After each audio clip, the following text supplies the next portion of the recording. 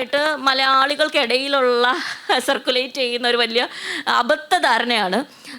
എന്താണ് ആ സിനിമകൾ ഏതാ? രോമാഞ്ചം, ആവേശം, മഞ്ഞുമ്മൽ ബോയ്സ്, ഇങ്ങനെ കുറേ സിനിമ വന്നപ്പോൾ ഇതെല്ലാം ആൺകഥകളാണ്. അങ്ങനെ ഈ പുരുഷന്മാരാൽ നിറഞ്ഞ ഒരു സിനിമാ ലോകത്തേക്ക് നമ്മൾ വന്നു കഴിഞ്ഞു. ഇപ്പോൾ ഈ കഥകളിലൊന്നും സ്ത്രീകളില്ലല്ലോ.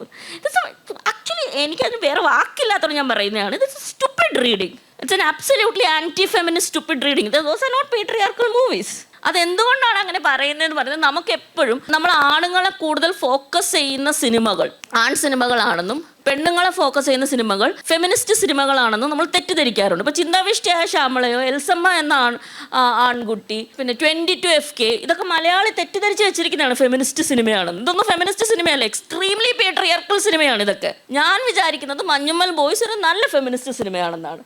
കാരണം എന്തെന്നറിയോ, ബെൽ ഹുക്സ് പറയുന്നത് ഫ്രണ്ട്ഷിപ്പിനെ കുറിച്ചും ലവിനെ കുറിച്ചും ഒക്കെ നിങ്ങൾ പറയുകയാണെങ്കിൽ നിങ്ങളൊരു ഫെമിനിസ്റ്റ് ആണെന്നാണ്. സോ മഞ്ഞുമ്മൽ ബോയ്സ് എന്താണ്? At the end of the day അത് ഫ്രണ്ട്ഷിപ്പിനെ കുറിച്ചുള്ള ഒരു സിനിമയാണ്.